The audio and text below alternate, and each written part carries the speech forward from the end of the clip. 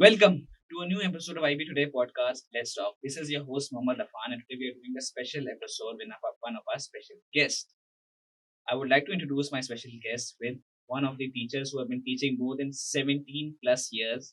He has been teaching in more than 40 plus countries. He is currently, as a professional, he is CEO of Mirchawala Hub of Accountancy.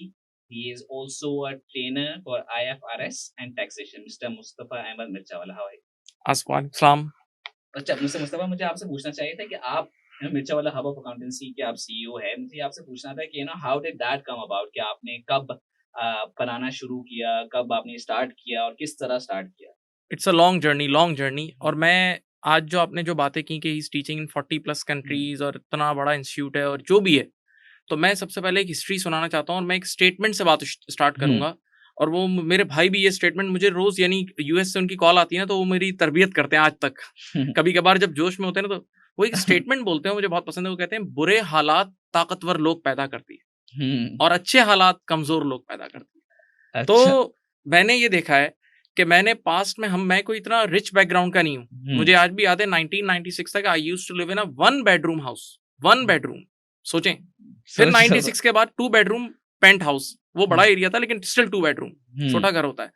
कोई ऐसी hi-fi cars नहीं थी, कोई foreign trips नहीं थे, कोई local trips नहीं थे, डोमेस्टिक ट्रिप्स नहीं थे। हम ख्वाहिशात थी, हम खुद पढ़ते थे।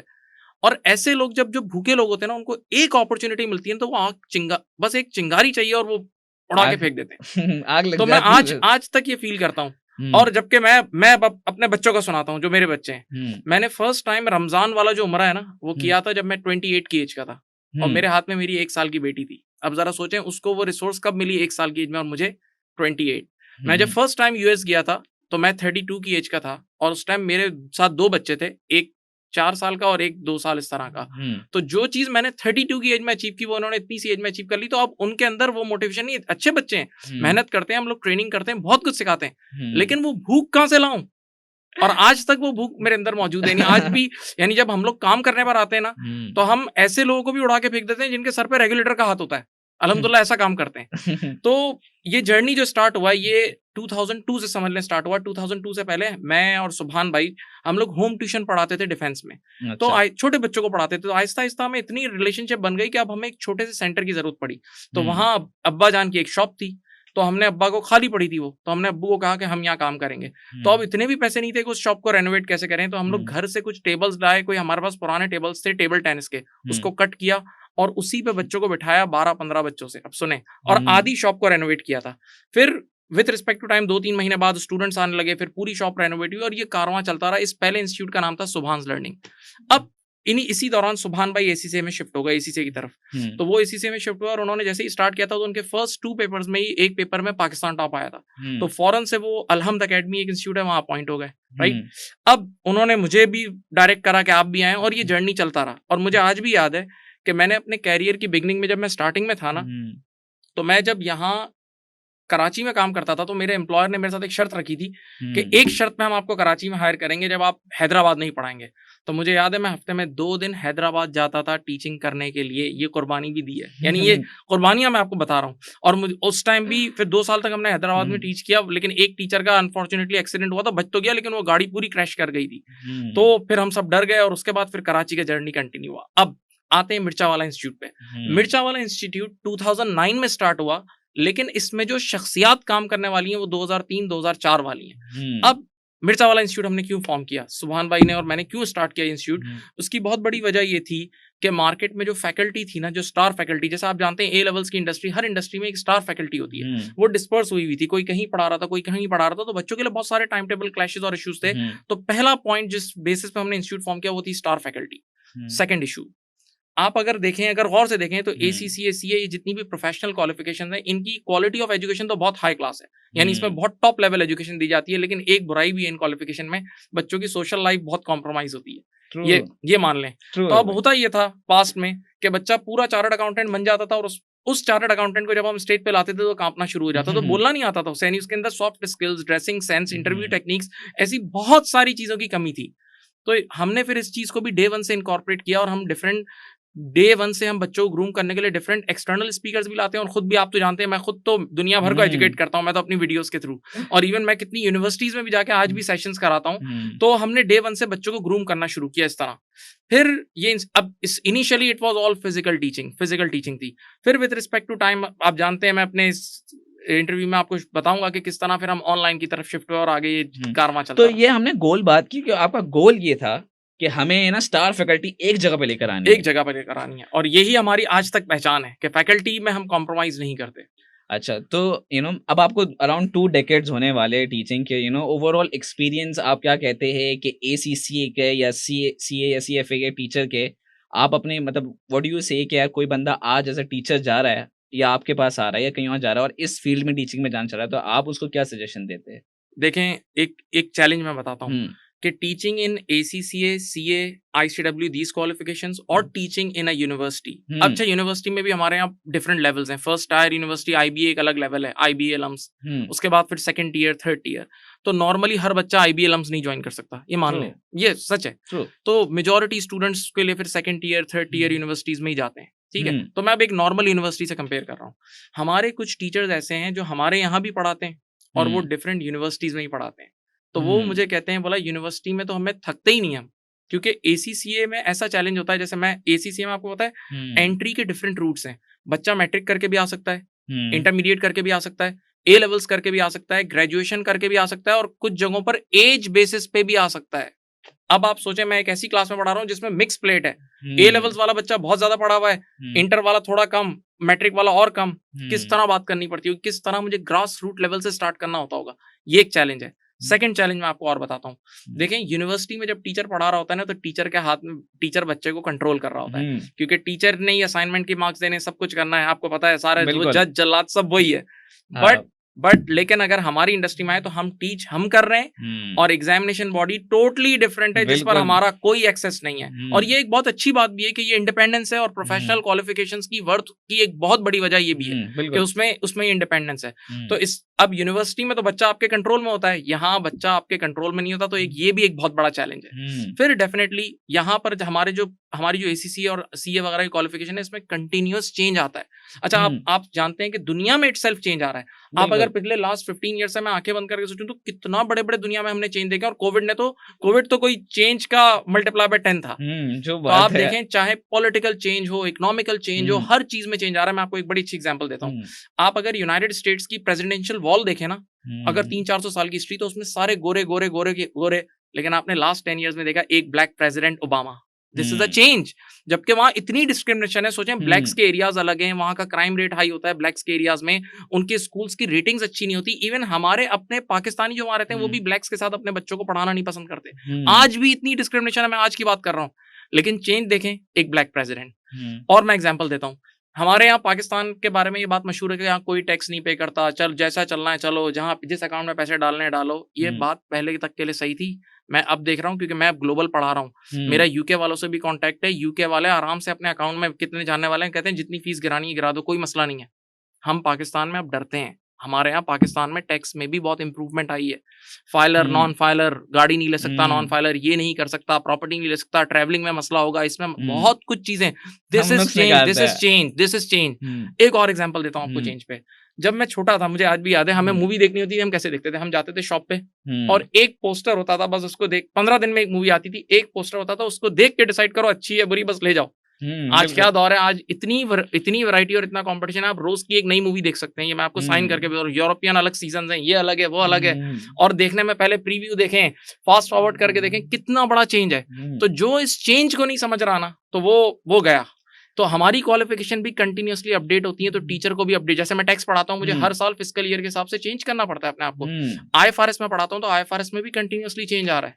तो एज अ स्ट्रगल, अब एक ऐसा टीचर है जो अभी आ रहा है, उसको ये समझना चाहिए कि उसका एज, कोई भी स्टूडेंट वो जब आएगा, तो आपको प्रिपेयर रहना है अपने आप को कि किसी भी बैकग्राउंड का वो बच्चा हो सकता है, और आपको हर साल आपका सिलेबस और जो भी है आपके अपडेट होता रहेगा। तो आपने अपनी बात की थी कि यार विद कोविड के टाइम पे ना आपने काफी चेंज आया, कि आपके लिए तो खैर आप मुझे बता रहे थे कि इतना चेंज नहीं है आप लोगों के लिए, मगर ओवरऑल ग्लोबली हमें बहुत चेंज नजर आया। तो मिर्चा वाला हब ऑफ अकाउंटेंसी के लिए कैसा चेंज आया था, और ग्लोबल क्या आपका क्या टेक है? मैं अब आपको ये चीज बता दूं कि जब मैंने कहा ना कि हम चेंज को स्टडी करने वाले लोग हैं और चेंज के साथ चलने वाले लोग हैं, इवन हमारी जो क्वालिफिकेशन है एसीसी, अगर आप उसका लोगो देखें तो उस पर लिखा हुआ है थिंक अहेड, ये लिखा हुआ है, यानी एसीसी फ्यूचर को देख के चलता है, थिंक अहेड। मैं एक मिसाल देता हूँ कि एसीसी 1904 या 1905 से लॉन्च हुआ था, और एसीसी के हेड्स ये बात कहते हैं, बड़े स्टाइल से बोलते हैं कि this was a second pandemic for us, क्योंकि 1920 1970 में एक पेंडेमिक आ चुका है, बोला ये हमारे लिए दूसरा था।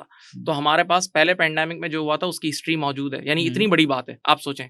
तो हमने भी इस चेंज को पहले से फोर्सी किया था, और हम लोग 2016-17 से ऑनलाइन टीचिंग में आ गए थे।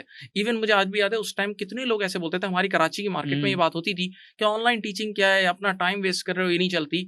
लेकिन अगर हम सोचते हैं कि अगर हम उस वक्त नहीं उतरते तो आज हम कितने पीछे होते, कितने, यानी हम सोच भी नहीं, कभी सोचते हुए भी डर लगता है कि क्या हाल हो जाता। तो फिर जब हमने, हमारी एक मार्केट ऑलरेडी स्टैब्लिश हो चुकी थी जब 19 के एंड तक, और जैसे ही 2020 में कोविड आया तो हमने अपने लोकल जो कराची के स्टूडेंट्स थे उनको तो फॉरेन शिफ्ट कर लिया, क्योंकि हमारा निजाम रेडी था। और हमारी अपॉर्चुनिटी ये बड़ी ग्लोबली, जब सब लॉकडाउन हुआ तो लोगों ने कहा जब ऑनलाइन ही पढ़ना है तो क्यों हम न्यूयॉर्क के इतने एक्सपेंसिव ट्यूशन प्रोवाइडर से पढ़ें, क्यों हम यूके के इतने एक्सपेंसिव ट्यूशन प्रोवाइडर से पढ़ें, पाकिस्तान से क्यों ना पढ़ लें जब everything in detail is available. तो ये एक हमारे लिए बहुत बड़ी अपॉर्चुनिटी थी, और उसको हमने बहुत अच्छी तरह ग्रैब किया। और फिर हमने इसका प्रॉपर निजाम बना दिया, यानी हमारे पास प्रॉपर टेस्टिंग है, हमारे एलएम लर्निंग मैनेजमेंट सिस्टम है, टेस्टिंग निजाम है, फीडबैक निजाम है। इवन मैं यहाँ तक भी देता हूँ, क्योंकि मैं खुद कुछ एडवांस थियोरेटिकल पेपर पढ़ाता हूँ जिसमें आपको थ्योरी डिटेल में लिखनी होती है, तो I give marking facility, 1-on-1 marking facility का फीडबैक देता हूँ। उसके लिए भी मैंने एक पूरी टीम है हमारे साथ। तो ये सारी चीजें इस तरह लेके हम चलते हैं। अच्छा, मुझे ये बताएं कि अभी हम चले अब यूनिवर्सिटी के बच्चों की बात करें कि अभी आईबीएस से काफ़ी बच्चे हैं जो इन्होंने फाइनेंस करा हुआ है, या कभी as accounting finance which is one of the most popular programs at IBA. तो उससे बच्चा भी निकल के ना, कुछ बच्चे पार्ट टाइम एसीसीए कर रहे, फिर कुछ बच्चे सीएफए कर रहे, और कुछ लोग सीए कर रहे। पहले बात करते हैं हम सीएफए और एसीसी की बात करते हैं। तो पहले CFA is a very common, आजकल फाइनेंस में हर कोई सीएफए करने है। क्या अगर अकाउंटिंग फाइनेंस की डिग्री का फायदा नहीं है अगर सीएफए नहीं है, सीएफए लेवल 1 लेवल 2 जो भी है। तो आप क्या समझते हैं CFA is really the need? आपको क्या लगता है? मैं तफसील से समझा देता हूँ। हाँ, देखें, कहानी ये है कि पहले तो आप अपना इंटरेस्ट चेक करें। मैं आसान लफ्जों में बिल्कुल बच्चों की तरह समझाऊं ना, तो 2 मेजर डिपार्टमेंट्स हैं जिसमें काम होता है। एक वो डिपार्टमेंट है जो ये डिसीजन लेता है, जैसे कंपनी है कि आज उस कंपनी को दुबई में एंट्री लेनी है या उसको सऊदीया में एक नया कैंपस खोलना है नहीं खोलना, तो वो इन्वेस्टमेंट साइड है, फ्रंट लाइन के लोग जो डिसीजन लेते हैं, जो प्रेजेंट वैल्यूज निकालते हैं, ये सारा काम करते हैं। और जब एक बार वो अपना डिसीजन ले चुके होते हैं तो अब उस ट्रांजैक्शन को रिकॉर्ड किस तरह करना है वो IFRS, international financial reporting standard के थ्रू रिकॉर्ड होता है। तो ये एक दूसरा डिपार्टमेंट है, बैक एंड का डिपार्टमेंट। ये दोनों अलग अलग डिपार्टमेंट है। अगर स्टूडेंट का इंटरेस्ट इस फ्रंट लाइन डिपार्टमेंट में है कि भाई लोन किस तरह लेना है, डेट फाइनेंस जनरेट करनी है, एक्विटी जनरेट करनी है, फला जगह इन्वेस्टमेंट करनी है नहीं करनी, तो वो सीएफए करे, सीएफए वो कराता है। अच्छा, अगर उसका वो बैक एंड डिपार्टमेंट में इंटरेस्ट है, आईएफआरएस, ऑडिट, इन सब चीजों में, taxation, go for chartered accountancy, then go for ACCA, ICW, CA, इन क्वालिफिकेशंस की तरफ जाएं। तो आपको क्या लगता है कि how does it benefit you in the, मतलब ये जो आप ये सर्टिफिकेशन करते हैं, हाउ डज इट बेनिफिट, क्या डोज क्या खुल जाते हैं ये सब करने से? देखें, ऑब्वियस सी बात है, पहले मैं सीएफए पे बात करता हूँ। CFA is a US based qualification. अगर मैं बच्चों को बोलता हूँ, बच्चे मुझे अक्सर, ये it's a routine question because we offer CFA as well, CFA, ICW, हम सारी इंटरनेशनल क्वालिफिकेशन ऑफर करते हैं। तो बच्चे कहते हैं कि यार हमें सीएफए हम कब करें, तो मैं उनसे ये भी कहता हूँ, देखो CFA is a US based qualification, तो अगर आपको मूव करने का मूड है यूएस, कनाडा, उन साइट्स पे, तो ज्यादा सीएफए को देखो। ICW is a UK based qualification, ACC is a UK based qualification, तो इन साइट्स पे अगर मूव करने का मूड है तो गो फॉर दीस क्वालिफिकेशन, क्योंकि वो अपनी क्वालिफिकेशन को डेफिनेटली सपोर्ट करेंगे। ये एक पॉइंट हो गया। सेकंड, मैंने आपसे कहा कि सीएफए वो बंदा करे। अच्छा, एक और चीज मैं बता दूं कि चाहे ये सीएफए हो या आईसीडब्ल्यू, इट टेक्स टाइम। ये एक टाइम भी मांगता है, इन्वेस्टमेंट भी मांगता है, मॉनेटरी टर्म्स, सब चीजें मांगता है। तो अब अगर आपके पास टाइम है इतना, तो ये सब चीजें करें। एक और चीज भी एक आजकल बड़ी जबरदस्त आई हुई है और वो सऊदीया में भी बहुत चल रही है, that is IFRS diploma. IFRS diploma क्या है? इट्स ओनली 1 पेपर, सिर्फ एक पेपर देना है और एक पेपर पढ़ना है, और आप सारा आईएफआरएस उतना ही सीख जाते हो जितना एक पूरे क्वालिफाइड चार्टर्ड अकाउंटेंट को आता है। तो इस वक्त मैं खुद ये टीच भी करता हूं, तो मिडिल ईस्ट वगैरह में इतने लोग ये कर रहे हैं, रूटीन कर रहे हैं, और वो अपनी इवन ईमेल के अंदर आईएफआरएस डिप्लोमा लिखते भी हैं, अपनी साइन के साथ बड़े बड़े ऑफिसर्स ये चीज लगाते हैं। तो ये डिसीजन भी आपने लेना है। अब आ जाते हैं कि सीएफए करने के बाद आप किन किन जगहों पे जा सकते हैं और इसकी वैल्यूएशन में वैल्यू क्या है। देखें, सीएफए इतनी बड़ी क्वालिफिकेशन है कि हार्वर्ड यूनिवर्सिटीज वगैरह अपने कोर्स में CFA की बुक्स यूज करती हैं, यानी वो इतनी ठीक ठाक बड़ी क्वालिफिकेशन है, आप समझ रहे हैं, नहीं इतनी ग्लोबली रिकग्नाइज्ड है। CFA पाकिस्तान में मुझे अब एग्जैक्ट नंबर याद नहीं है, शायद 1000 चार्टर्ड होल्डर्स हैं पूरे पाकिस्तान में, शायद मैक्स 1000 चार्टर्ड होल्डर्स हैं, मैं शायद ये नंबर मुझे एग्जैक्ट याद नहीं है, बहुत कम नंबर है। अच्छा। और इवन जब बंदा क्वालिफाई कर जाता है ना CFA, तो उसकी जो अभी रिसेंटली जो हुई थी हमारे कुछ दो स्टूडेंट्स को ही मिली, तो चार्टर सेरेमनी प्रेसिडेंट हाउस में हुई थी इस्लामाबाद में, और प्रेसिडेंट उनको वो चार्टर देते हैं, यानी ये एक ऐसी क्वालिफिकेशन है। अच्छा। तो अगर आप स्टॉक्स में, इन्वेस्टमेंट बैंकिंग में अपना करियर बनाना चाहते हैं, एक टाइम था कि इन सब चीजों के लिए आपको फॉरेन यूनिवर्सिटी जाना पड़ता था, अब आपके डोर पे मौजूद है। तो ये तो एक हो गया। सेकंड आ जाते हैं ACCA पे। अब अच्छा, ACCA से मुझे पहले पूछना है कि इंसान CA और ACCA के बारे में मुझे आपसे पूछना है कि इंसान कब क्या CA उसको करना चाहिए या क्या ACCA करना चाहिए? देखिए, अब ये बड़ी दुखती रख पे आपने हाथ रख दिया है, और मैं इस पे बहुत घंटों बोल चुका हूँ। मैं बिल्कुल समराइज करके बात करूंगा। देखें, मैं आपसे एक सवाल पूछता हूँ, बिल्कुल ऑनेस्ट बताइएगा। अच्छा देखें, CA उसूलन तो हिट होना चाहिए क्योंकि वो हमारा है, वो हमारा है, बात है, इसमें कोई दो राय नहीं है, ठीक है। और मैं मानता हूं कि चाहे ये ACCA है, ICWA, CFA, ये हमारे फॉरेन एक्सचेंज के लिए गलत है, ये हमारे लिए इम्पोर्ट्स हैं, O लेवल्स, A लेवल्स, ये सब इम्पोर्ट्स हैं, इसमें कोई झूठ नहीं है। लेकिन अक्सर ऐसा हो जाता है कि हमारे पास कोई चॉइस ही नहीं बचती, तो हम मजबूरन उनकी तरफ जाते हैं। ये बात मानते हैं आप? मैं आपसे सिर्फ एक सवाल पूछता हूँ कि आप अपने बच्चों को ONA लेवल्स कराएंगे या इंटर और matric? Be honest. I know मैं तो OA लेवल कराऊंगा, obviously because there is a difference between developed and developing। उनके और हमारे निजाम में फर्क है, और बिल्कुल यही इन दोनों में भी फर्क है। ACCA is a smart qualification, CA के अंदर थोड़ा सा स्मार्टनेस की सॉरी के साथ कमी है, लेकिन अब ये लोग भी अपने आप को अपग्रेड कर रहे हैं। बहुत सारा क्रिटिसिज्म भी हुआ, तो इन्होंने अपने कोर्स आउटलाइन, जैसे CA के कोर्स में कितनी जगह पार्टनरशिप पढ़ाई जाती थी, यानी आधे कोर्स जितनी पार्टनरशिप पढ़ाई जाती थी, जो फिर बाद में बहुत लोगों ने क्रिटिसाइज किया, तो उन्होंने जाके उसको अपग्रेड भी कर दिया। काफी हद तक काफी रिफॉर्म्स आ रहे हैं। लेकिन मैं पहले एक बात और बोल दूं आपको कि don't compare CA and ACCA, उसकी वजह, अच्छा, ACCA 3-4 साल में होने वाली क्वालिफिकेशन है और वो 7-8 साल में होने वाली क्वालिफिकेशन, तो इसका कंपैरिजन ना करें। फिर इसमें एक और चीज है, दैट इज पासिंग रेट। देखें, जब भी आप किसी क्वालिफिकेशन में एंटर हो रहे हो, तो एक बार अब गूगल पे एक क्लिक पे मिलता है, आप जरा पासिंग रेट्स भी देखें। तो पासिंग रेट में आपको एक एवरेज बता दूं, उर्फ में बात करूं, तो ACCA का पासिंग रेट ऑन एवरेज 50% होता है, जो पार्ट 2 और पार्ट 3 जो एडवांस लेवल के हैं। पार्ट 1 में तो 80% भी है, तो 50% is a very good passing rate for professional qualification. लेकिन ICAP के अंदर शुरू में तो पासिंग रेट सही है, लेकिन जब एडवांस लेवल पे आप पहुंचते हो, तो वहां कुछ जगह 5, 10, 15% तक पासिंग रेट है, यानी 100 में से सिर्फ 10 बच्चे पास हो रहे हैं। तो वो ये भी बड़ा एक इशू है। लेकिन हाँ, ये क्वालिफिकेशन डिमांड सप्लाई को भी देख के चलती है कि जितनी डिमांड है उस हिसाब से। तो मैं ये कहूंगा कि अगर आप देखें, ACCA जो है ना, वो आपको ग्लोबल प्रिपरेशन दे रहा है, इस बात को सीखें ग्लोबली, और अब आपको ग्लोबली तैयार होना है। आप गौर करें तो अब कितने स्टूडेंट्स, मैं आपकी एज के बच्चों का बता रहा हूँ, जो यहाँ से बैठ के US UK में सर्विसेज दे रहे हैं।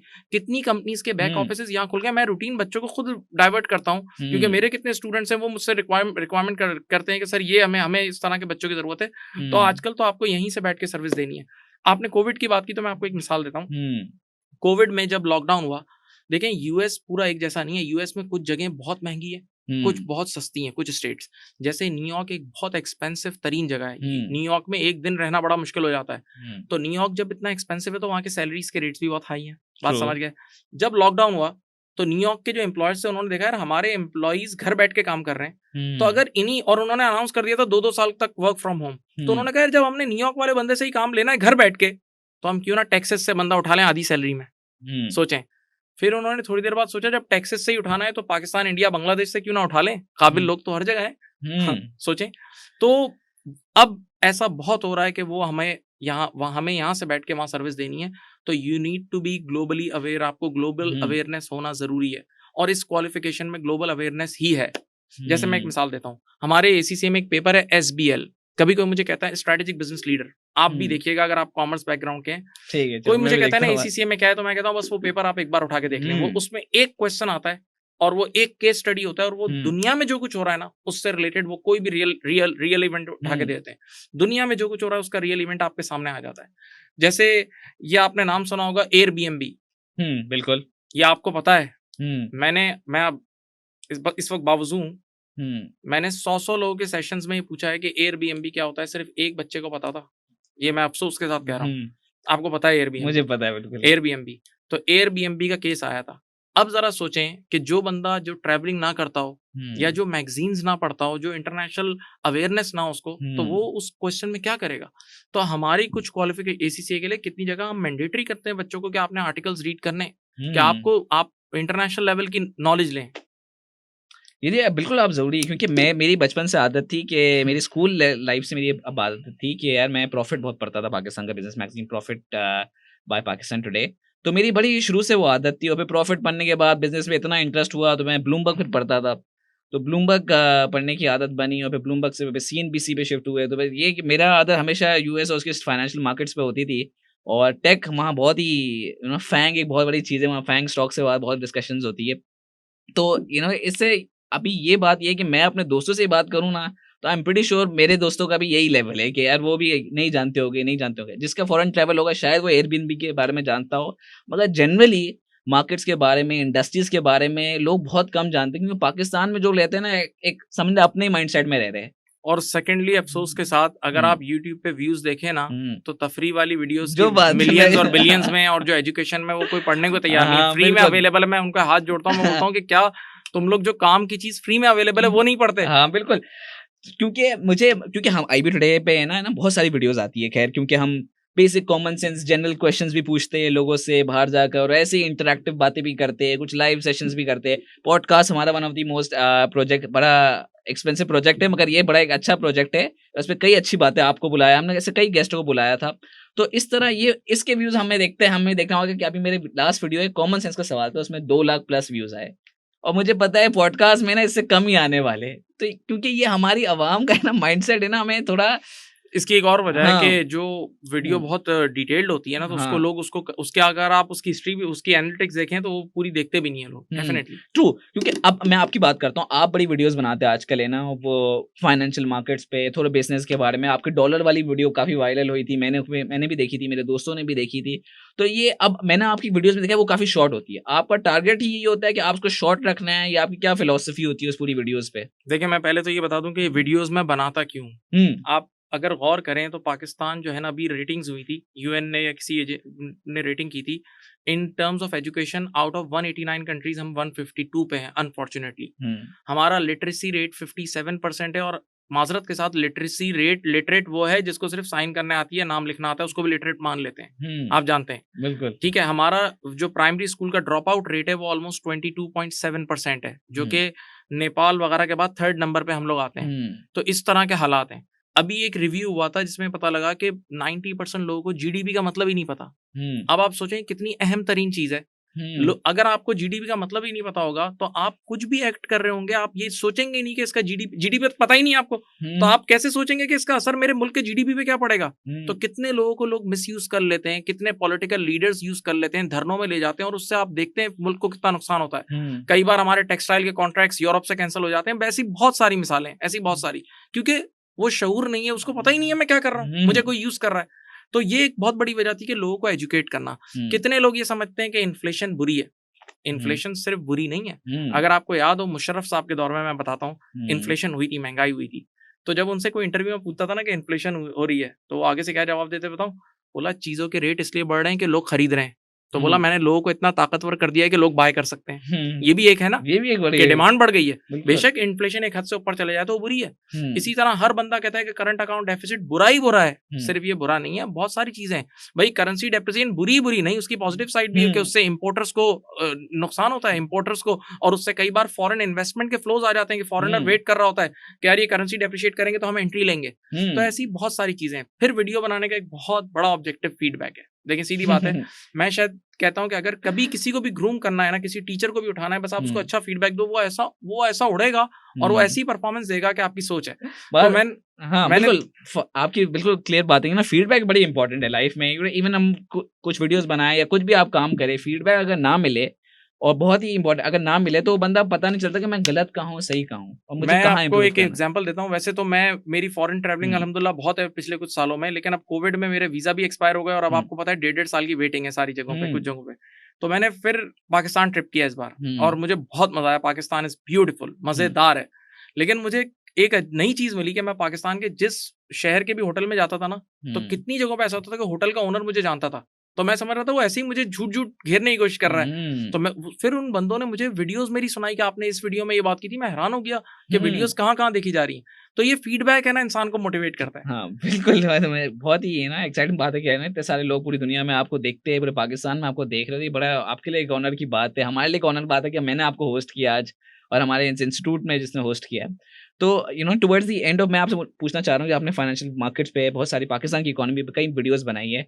मैं अभी आपका बस एक सिंगल स्टेटमेंट लेना चाहता हूँ पाकिस्तान की फाइनेंशियल मार्केट्स के बारे में, आपका क्या कहना है? देखें, ये इस पे लोगों की दो राय हो सकती है, ये एक सब्जेक्टिव बात है, सब्जेक्टिव बात। बिल्कुल। मैं एक बात बोलता हूँ कि अपॉर्चुनिटी आप ये देखें कि हम पॉपुलेशन वाइज 5th लार्जेस्ट हैं, तो इतनी आबादी है और फिर अंडर 28 की पॉपुलेशन भी हमारी बहुत है, यानी एजिंग पॉपुलेशन नहीं, हमारे यहाँ जवान लोग हैं। तो कंज्यूमरिज्म यानी कंजम्पशन हमारे यहाँ बहुत है, आबादी एक बहुत बड़ा ये पॉजिटिव पॉइंट है, जैसे इंडिया के अंदर भी ये पॉजिटिविटी है। तो इस वजह से यहाँ इन्वेस्टमेंट की जा सकती है। फिर मैं एक मिसाल देता हूँ, हमारी मार्केट्स एक्सट्रीमली अंडर वैल्यूड है, एक्सट्रीमली मैं वर्ड यूज कर रहा हूँ, अंडर वैल्यूड है। हमारी पूरी स्टॉक मार्केट की कैपिटलाइजेशन, यानी मैं मार्केट कैपिटलाइजेशन शॉर्टकट में बताऊं, पूरी स्टॉक मार्केट को आप वैल्यू करें ना तो वो $40 बिलियन की है। $40 बिलियन सुनिएगा। और इंडिया की स्टॉक मार्केट इस वक्त $3.4 ट्रिलियन की है। एक मिनट, 1 ट्रिलियन में 1000 बिलियन होता है। तो हमारे और इंडिया में अब 100 का फर्क है, मल्टीप्लाई बाय 100 का फर्क है। तो अब इसका एक नेगेटिव पॉइंट भी है कि हम नीचे आ गए, और दूसरी बात ये कि अब हमारे अंदर अगर जिस दिन हम उठे तो हम, यानी फिर कोई चीज रुकेगी ही नहीं। मैं एक और मिसाल देता हूँ आपको। मैं एक वीडियो देख रहा था, मुझे एक स्टूडेंट ने सेंड की, इंडिया के किसी लेडी की जो स्टॉक मार्केट पे वीडियोस बनाती थी और ऑथेंटिक वीडियोस। तो उस लेडी ने अचानक से बात करते करते बोला कि मैं आप लोगों को, अपने ऑडियंस को बोला, मैं आप लोगों को इंडियन रुपी की बात करी थी कि 1000 रुपए के अंदर अंदर इंडियन रुपी में ऐसे अच्छे स्टॉक बताती हूँ जिनकी फंडामेंटल वैल्यू है, जिनके अंदर फंडामेंटल वैल्यू, यानी इंडियन मार्केट इतनी महंगी हो चुकी है कि अब 1000 इंडियन रुपीज से कम कोई अच्छा स्टॉक मिलना भी वहां बड़ी बात है। अच्छा। तो जब मैंने सुना ना, तो मैंने अपने स्टूडेंट से कहा, मैंने कहा मैं आप लोगों को अभी इसी वक्त इंडियन रुपीज में अगर बात करें तो 10 इंडियन रुपीज वाले, 10 इंडियन रुपीज वाले ऐसे स्टॉक पाकिस्तान से निकाल के दे सकता हूं जिनके अंदर फंडामेंटल वैल्यू है। यानी उसने बोला 1000 से कम में वो बड़ी मुश्किल से ढूंढ रही थी, और हमारी स्टॉक मार्केट में 10 इंडियन रुपीज का मतलब अब 23 पाकिस्तानी रुपीज। तो 23 पाकिस्तानी रुपीज के अंडर वैल्यूड मैं आपको अभी इस प्लेटफॉर्म पे अच्छे अच्छे शेयर्स बता सकता हूँ जिनमें फंडामेंटल वैल्यू है। तो हम लोग कितने अंडर वैल्यूड हैं। तो ये एक अपॉर्चुनिटी भी है कि जब ये चीजें ग्रो होंगी, यानी अगर और चीजें रिवाइव हो सकती हैं। थोड़ा सा जियोपॉलिटिकल सिचुएशन को देखें, वो एक बड़ा मसला चल रहा है इस वक्त अफगानिस्तान और ये वाला। अगर इन केस जो अफगानिस्तान का एक्सेप्टेबिलिटी का इशू है, वो एक्सेप्टेबिलिटी वाला इशू सही हो गया, यानी और मोस्ट प्रॉब्ली बात यही आ रही है कि चाइना उसको पहले एक्सेप्ट करेगा और उसके बाद ये चेंज चलेगी, और फिर सी पैक का पूरा वो वन रोड वन सारा जो गेम है, अगर वो हो गया तो पाकिस्तान के लिए एक बहुत बड़ी अपॉर्चुनिटी भी है। ट्रू। चले मुस्तफा सवाल, मुझे आपसे ना कुछ हमारा लास्ट राउंड है, इसको रैपिड फायर राउंड कहते हैं हमें, कि एंड में कुछ आपसे वन स्टेटमेंट आपसे लेना है। तो कुछ वीडियोस हमने देखी, उससे देखकर हमने कुछ बनाया आपको। तो चले, पहला सवाल ये है कि मैं आपको स्टेटमेंट्स दूंगा, आप मुझे बताइएगा कि आपके बारे में क्या है। तो one word, accounting, numbers crunching. अच्छा, मिर्चा वाला hub of accountancy. Quality education. अच्छा, आजाद चाय वाला। एंटरप्रेन्योर। अच्छा, IB टुडे। इनोवेशन। अच्छा, इमरान खान। Smart guy. ठीक है, वैसे भी बात बड़ा क्रिटिकल है। Thank you, Mustafa Marchawala, for coming onto our show. I really enjoyed this show, hosting you, and all those who are watching. I hope you also enjoyed the show, because I personally did. I hope you love the episode. Share and like with your friends, and see you in the next episode. Allah Hafiz.